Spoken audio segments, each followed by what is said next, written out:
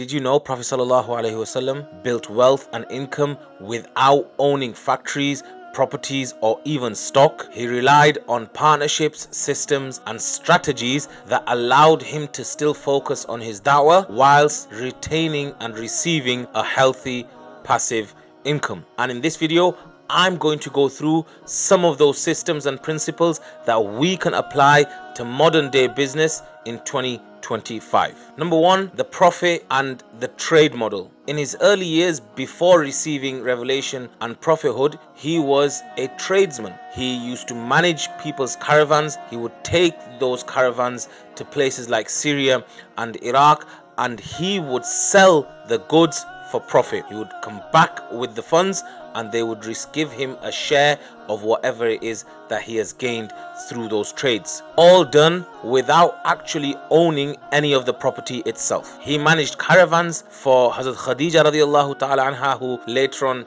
became his wife. He didn't own any of the camels, any of the stock, any of the land. His value was the fact that people used to call him Al-Amin, which means trustworthy and honorable. Ultimately, this is a huge lesson for us Muslims, that we should focus on ourselves and our character building before we start getting involved in business and in trade. That's exactly what the Prophet ﷺ did. People would recognize him and they would bring deals to him simply because of the fact that he was known as a trustworthy and an honorable man. And you can apply that same principle to the rent-to-rent business model. You don't own the property, you manage it, you control it, and you take the profits. Income source number two for the Prophet ﷺ is known as a Mudaraba contract. One person provides the funding and the capital, meaning they pay with their money and the other person pays with their time. So person number two will go and use his time to sell the goods, to make money from the goods physically. He'll come back with the profit that he's made and they will split it between person number one. And this is known as a contract of Mudaraba. It was very common and is still common in today. In fact, some parts and some elements of the rent-to-rent model is operate in this exact manner. You find an investor who's willing to give you his funds. You use your time and resources to turn that initial capital into profit-making machine. So if the initial capital was £50,000, the investor has put that up because you didn't have those funds. You now go and turn that £50,000 into £80,000. His initial capital is returned to him straight away and you take a share, or you split that remaining £30,000. That is known as Mudaraba. Number three is more of a business principle and a system that we should apply because it's exactly what Prophet ﷺ applied. He never tied himself down to owning any specific asset or a mortgage type of deal. He always relied on deals, partnerships, trades, reputation, relationships. He always focused those aspects of a business rather than tying himself down to one specific asset. And that's something that we as Muslims should be very, very careful about in today's day and age. We often see ourselves in contracts like 20, 25, 30 years paying off the mortgage on one specific property, and at the end of that 30 years when we are heading towards the qabr, we are now pretending to enjoy that property, whereas we've spent our whole life funding and trying to make ends meet just to get that one property. You'd be better off renting your whole life, saving that funds, those 50, 60, 70,000 pounds funds that you managed to save your whole life just to pay out for a deposit, and use that capital towards fast cash. Invest it into 10 or 15 rent-to-rent business models. Invest it into a digital asset making company. Invest it into brand partnerships, influencer marketing agencies. There's so many different things in modern day businesses that you can do with 50 to 70,000 pounds rather than tying it up into one property. I'll give you some perfect modern day examples. Uber don't own a single car itself, yet they're operating, they're managing, and they're controlling thousands of cars, if not hundreds and thousands of cars around the world. Same concept with Airbnb. Airbnb don't own any homes, yet they manage, they control, and they take profits from millions of homes across the globe. And Travelodge, the large hotel chain, they don't own any of the buildings that they're operating from. They manage the buildings,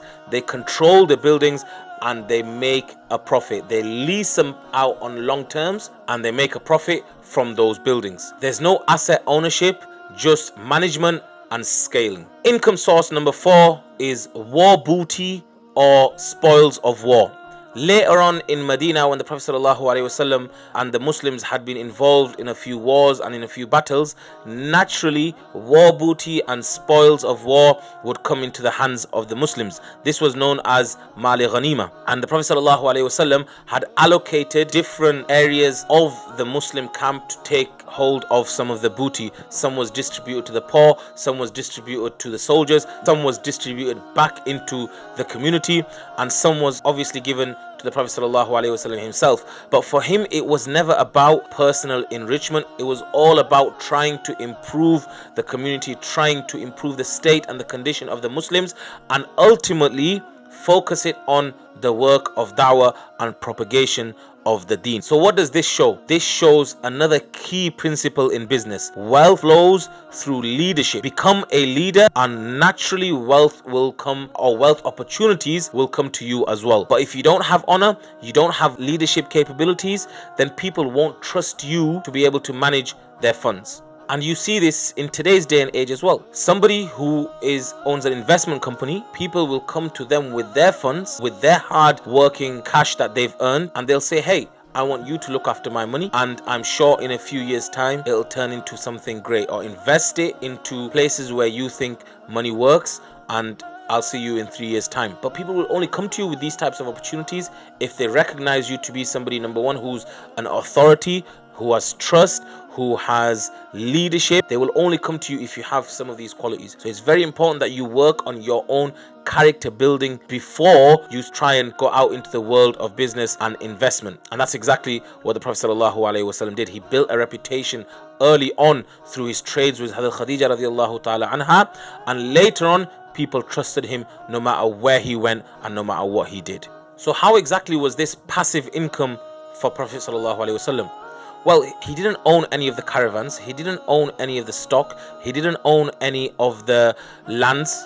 But what he did was he had systems and deals in place where people would bring the profits to him. They would bring deals to him, they would bring opportunities to him, and he would manage and control and take a split of the profits. That's passive halal income. You don't need to trade all your time to make some money. Step away from salary slavery and enter the world of systems, enter the world of partnerships and strategies, enter the world of passive halal income, and you'll realize that you have so much more time for your deen, for your family, for the things that you love to do. For our Airbnb business, we automate all our messages, we hire cleaners and we hire VAs, we build trust with landlords so they bring their deals to us as opposed to us going out and having to chase every single deal. They bring everything to us. We've created a relationship and a trust with our business partners that they know that they can come to us with any opportunity and deal, and they know it'll be in safe hands. And that's exactly how Prophet ﷺ built his wealth and his passive income streams. And if you want to see how I personally went from 0 properties to 12 for our rent-to-rent and Airbnb business model, watch the video on your screen now and I'll show you exactly how. Assalamu alaikum.